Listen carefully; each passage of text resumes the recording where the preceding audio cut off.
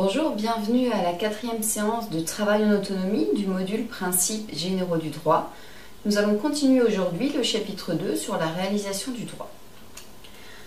Alors, rappel de ce que nous avons vu la dernière fois, nous avons étudié en détail l'organisation judiciaire, donc à travers, je vous le rappelle, ce schéma qui est vraiment très important.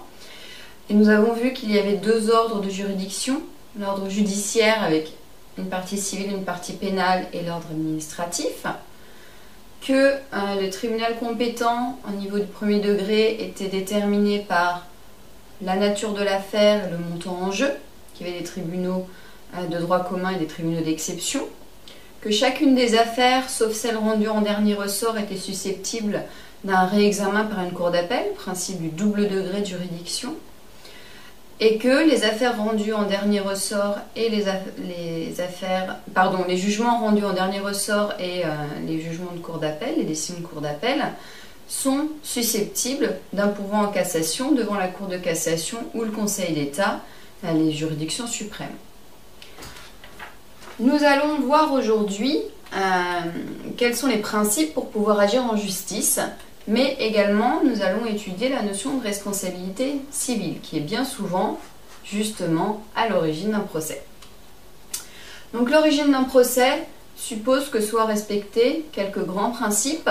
N'agit pas en justice qui veut, n'importe comment. Alors il y a des délais aussi dans lesquels on ne rentrera pas dans ce genre de détails, on en verra un petit peu en TD, mais il y a aussi des conditions pour pouvoir agir en justice qui sont d'avoir un intérêt à agir, la qualité à agir et la capacité juridique.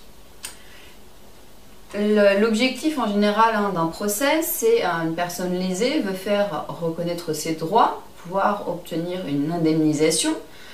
Voilà. Et donc elle va avoir un intérêt à agir, il va se passer un certain nombre de choses, mais elle va devoir respecter certains principes de l'action en justice. Je vous rappelle, puisqu'on l'a évoqué en TD, mais ça fait pas de mal, une action en justice va émaner d'une personne qu'on appellera le demandeur, qui est la personne qui estime avoir été bafouée ou qui veut faire valoir ses droits, obtenir une indemnisation. Et la personne contre qui elle intente l'action en justice s'appelle le défendeur, une personne qui va devoir se défendre. Et donc le demandeur doit avoir un intérêt à agir. Il y a un adage qui dit « pas d'intérêt, pas d'action ». Donc on n'a le droit d'agir en justice que si c'est dans l'objectif que ça nous rapporte quelque chose, qu'on y ait un intérêt. Et cet intérêt doit revêtir un certain nombre de qualités. Il doit être légitime, né et actuel et également personnel, avec une petite exception à ce niveau-là. Donc légitime, ça veut dire quoi? Ça veut dire que vous devez pouvoir justifier que c'est réellement votre intérêt et que cet intérêt est réel. Alors, par exemple, on va donner un contre-exemple pour que vous compreniez. Pendant très longtemps, une concubine, donc une personne qui vivait en concubinage et non pas sous le sein du mariage, avait du mal à faire reconnaître ses droits en tant que conjoint dans le cas du décès de son conjoint, puisqu'il n'était pas marié, donc non reconnu par la loi, et donc cet intérêt était jugé illégitime. Cet intérêt doit être réel, doit être né, ne doit pas être hypothétique. Peut-être que voilà, je vais subir des dommages, ou peut-être que je vais être malade parce que mon voisin utilise des polluants dans le sol. Non, il faut que je le sois déjà. Donc pas un intérêt hypothétique. Cet intérêt doit être actuel, donc non pas prescrit. Alors, il y a les délais de prescription, la durée à partir de laquelle vous ne pouvez plus être poursuivi pour une infraction commise, par exemple 10 ans pour un crime. Et il y a aussi les délais qu'on appelle de forclusion. Si vous laissez passer un certain temps sans faire valoir vos droits, donc en tant que personne, votre droit à indemnisation par exemple, vous ne pouvez plus agir. Par exemple, vous achetez une maison, vous constatez qu'il y a un problème, une fissure grave, voilà, quelque chose qui fait que vous n'auriez pas acheté. À partir du moment où vous vous en êtes rendu compte, vous avez 2 ans pour faire valoir vos droits. Au-delà, le délai de forclusion est passé, vous ne pouvez plus. Donc voilà, qui doit être actuel, pas forclu et pas prescrit. Et bien entendu, il doit être personnel. C'est-à-dire que vous n'êtes pas censé agir dans l'intérêt de quelqu'un d'autre qui n'en aurait pas envie ou voilà, pour qui l'action en justice semblerait trop importante, vous ne pouvez agir que dans votre propre intérêt ou dans celui de qui vous êtes les représentants légaux. On va y revenir juste après, mais ça doit être dans votre intérêt personnel. L'exception est les groupements de défense des intérêts généraux, des associations, par exemple comme 50 millions de consommateurs, ont le droit de mener des actions en justice dans le but de protéger les intérêts de consommateurs, de groupements de personnes qui en seraient membres. Deuxième principe, vous devez avoir la qualité à agir. C'est-à-dire quand vous en tant que personne, donc, il y a l'intérêt que vous avez, mais il y a aussi en tant que qui est-ce que vous agissez. Donc vous pouvez agir par rapport à plusieurs titres. Vous pouvez agir en tant que titulaire du droit. Donc là, pour le coup, on est vraiment dans un intérêt très très personnel. On me doit de l'argent à moi. Donc je suis titulaire d'une créance. Je vais agir en justice pour récupérer mon argent. Les créanciers peuvent aussi agir en justice. Donc mes créanciers peuvent agir en justice pour que moi je sois remboursée, pour qu'ensuite je puisse les rembourser eux. Mes héritiers, je ne suis plus là, mais ouais, mes héritiers peuvent agir en justice une fois que je suis décédée, ou voire même parfois de mon vivant, dans certains cas, pour pouvoir là aussi protéger leur futur héritage. Les ayants droit, alors les ayants droit, c'est les personnes qui détiennent des droits sur vous. Alors ça peut être des personnes avec qui vous avez, qui sont vos co-contractants et qui vous avez contracté en commun, ou des personnes qui vont bénéficier de certaines choses en commun avec vous. Les mandataires, donc une personne à qui vous avez signé un mandat pour vous représenter, donc les cas typiques, ça va être un notaire ou un avocat. Vous avez signé un mandat, il vous représente dans une vente ou dans une action en justice. Et alors, je ne l'ai pas remis là, mais on peut avoir aussi les représentants légaux, donc, puisque on va y revenir après, mais n'importe qui n'a pas forcément la capacité juridique, donc le titulaire du droit peut aussi être un représentant légal d'une autre personne. Donc la fameuse capacité juridique, c'est le fait en tant que personne physique d'avoir le droit d'agir en justice, d'avoir cette capacité physique et mentale. Les personnes morales l'ont, pour le coup, c'est la personnalité morale. Toutes les personnes physiques, sauf les majeurs protégés, donc qui sont sous tutelle ou sous curatelle, dans ce cas-là c'est leur tuteur ou leur curateur qui sera leur représentant légal et qui agira en leur nom. Et les mineurs. Alors les mineurs ne l'ont pas, sauf s'ils ont été émancipés, une décision juridique qui a dit qu'ils sont mineurs et émancipés, donc ils ont la capacité juridique, ils ne sont plus représentés par leurs parents. Donc le représentant légal de toutes les personnes physiques qui n'ont pas elles-mêmes la capacité juridique. Donc, personne morale, personne physique, sauf majeur protégé mineur, et représentants légaux de toutes les personnes qui n'ont pas elles-mêmes la capacité juridique. Donc, dans les personnes morales, on va retrouver aussi les groupements d'intérêts de consommateurs. Ça peut être aussi des entreprises, puisqu'il y a des entreprises qui se font également des procès. Donc, l'objectif de l'action en justice est de faire jouer la responsabilité de la personne contre qui on intente l'action en justice. Donc ça peut être soit faire reconnaître qu'il y a eu une infraction, il y a eu vol, il y a eu un accident qui a été provoqué par un tiers, et donc il faut faire reconnaître sa responsabilité pénale, il a commis une infraction, pour pouvoir éventuellement obtenir des dommages et intérêts. Donc en France, c'est particulier, c'est pas comme aux États-Unis, il y a un seul procès.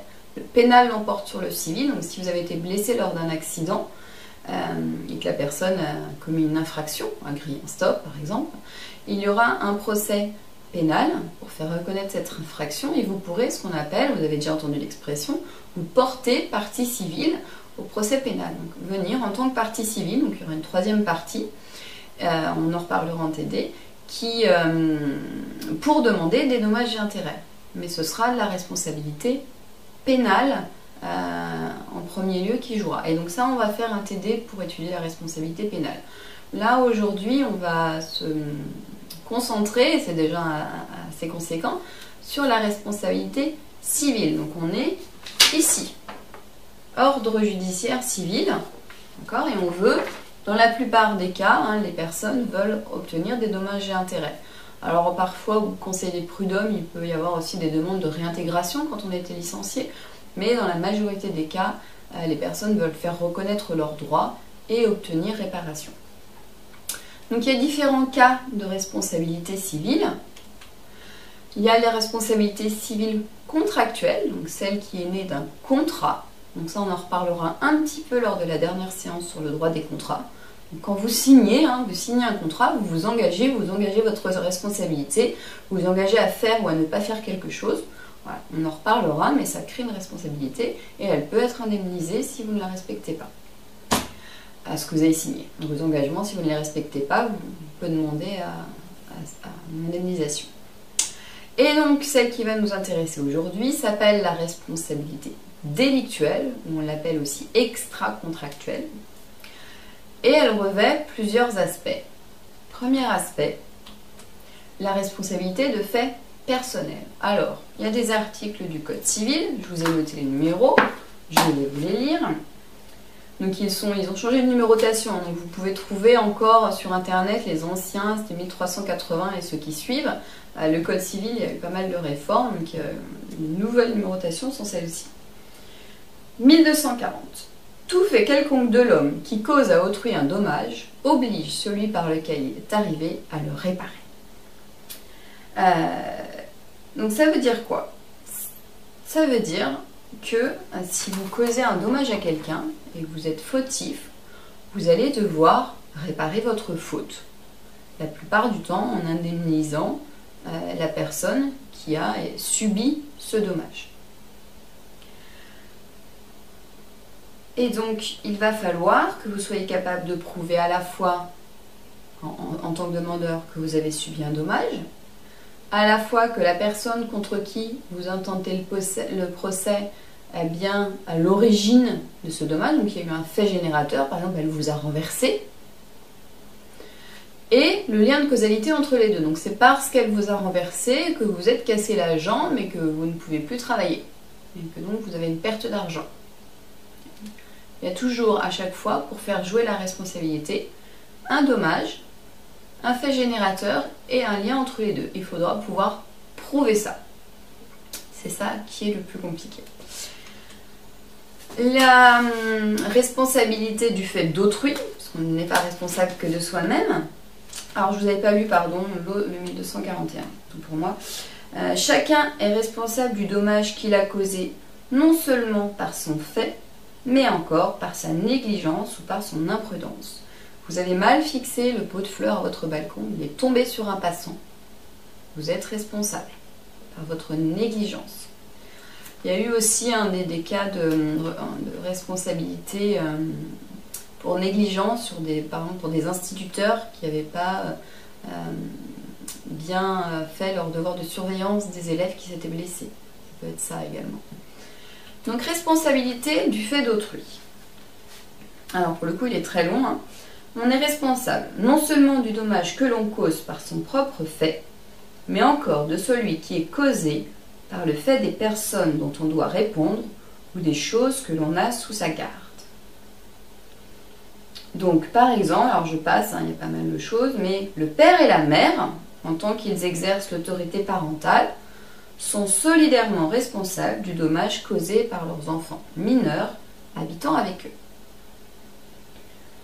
Alors il y a les maîtres et les commettants dans l'apprentissage qui sont responsables. Il y a les instituteurs et les artisans du dommage causé par leurs élèves et apprentis pendant le temps qu'ils sont sur leur surveillance. La responsabilité ci-dessus a lieu, à moins que les pères, mères et artisans ne prouvent qu'ils n'ont pu empêcher le fait qui donne lieu à cette responsabilité. Donc on reviendra tout à l'heure sur les causes d'exonération. Bon, ça continue, il y a un petit peu de détails, mais vous les avez dans le document texte, vous pourrez les retrouver.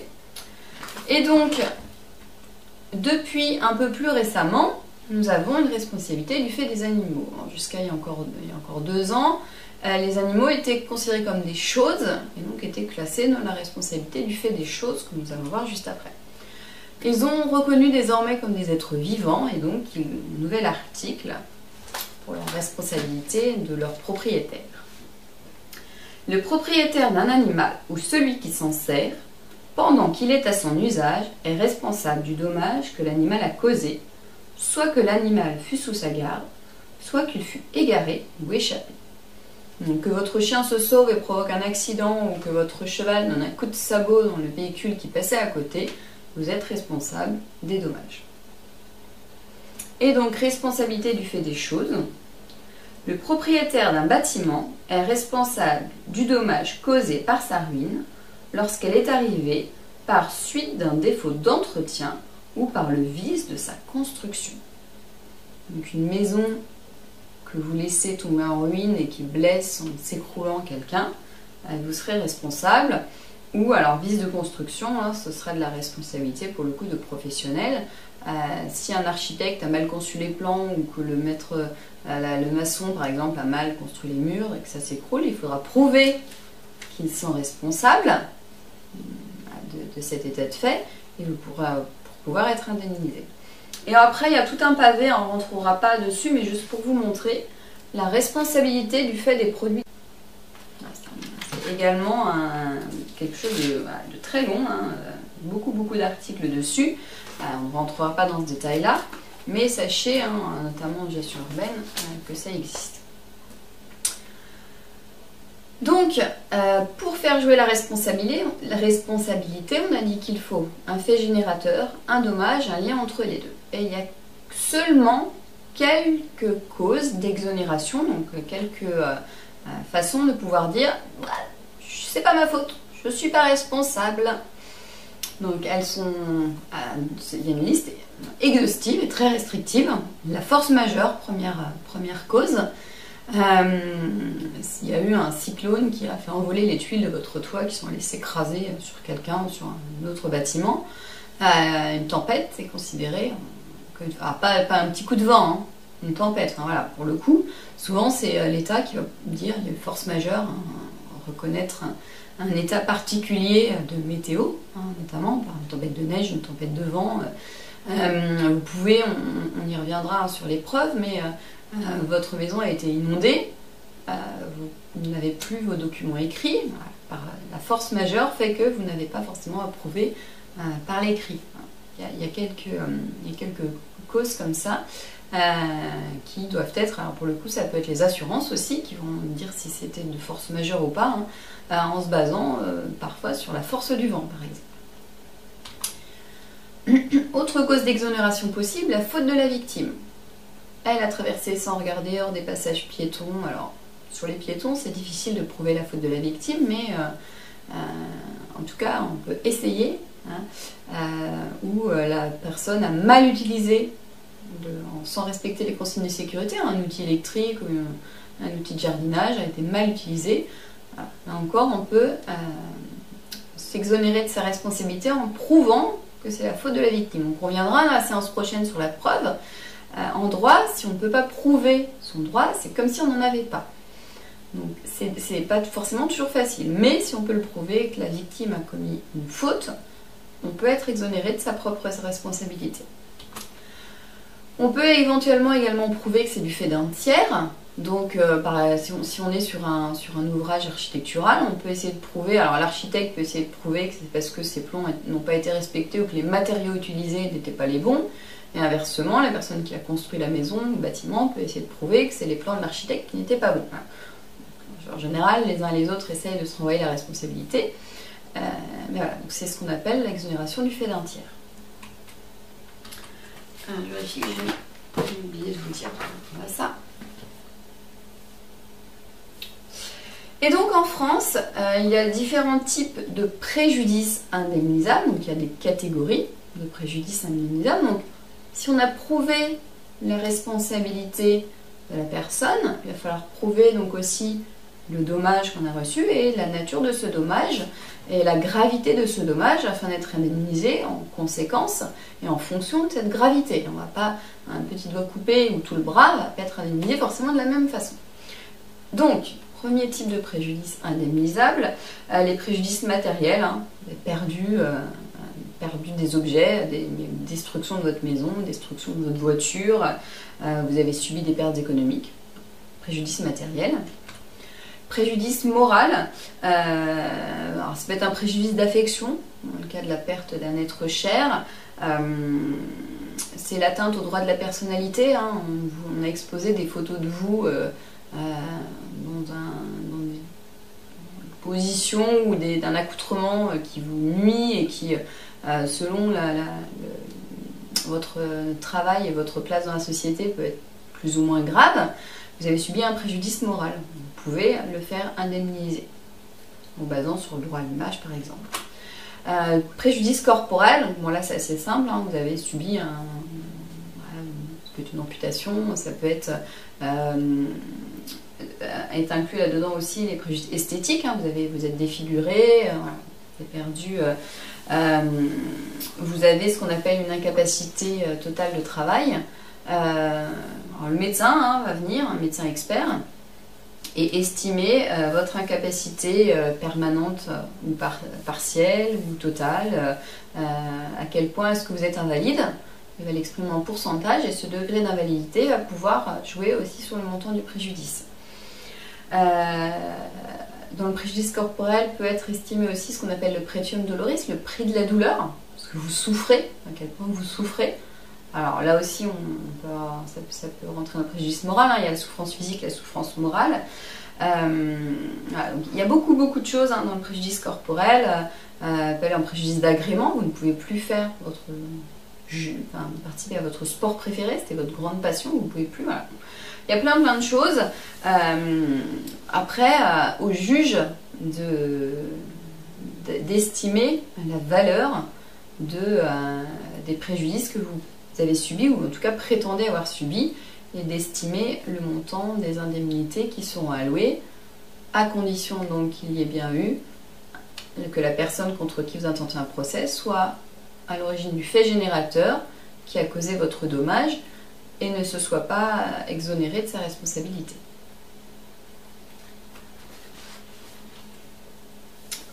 Donc, ce qu'on a vu aujourd'hui, hein, séance assez courte, l'origine d'un procès et les principes généraux de l'action en justice. Donc, un intérêt qui doit être né, actuel, personnel et légitime, la qualité à agir et la capacité juridique. Et on a rapidement parlé de la responsabilité civile, des différentes responsabilités civiles, des causes d'exonération et des types de préjudices indemnisables. Donc la prochaine fois, on continuera à parler de l'origine du procès et on parlera plus précisément de la preuve. Donc je l'ai dit tout à l'heure, hein, en droit, si on ne peut pas prouver son droit, c'est comme si on n'en avait pas. Donc on verra qu'est-ce qu'il faut prouver et comment, avec quoi, avec quels éléments est-ce qu'on peut prouver son droit en France pour souvent après obtenir justement réparation. Voilà, la séance est terminée, vous pouvez dès à présent réaliser le test numéro 4 et donc si vous voulez avoir accès aux articles de loi dans leur globalité, allez voir le document texte qui est sous la vidéo dans eCampus. Bon courage!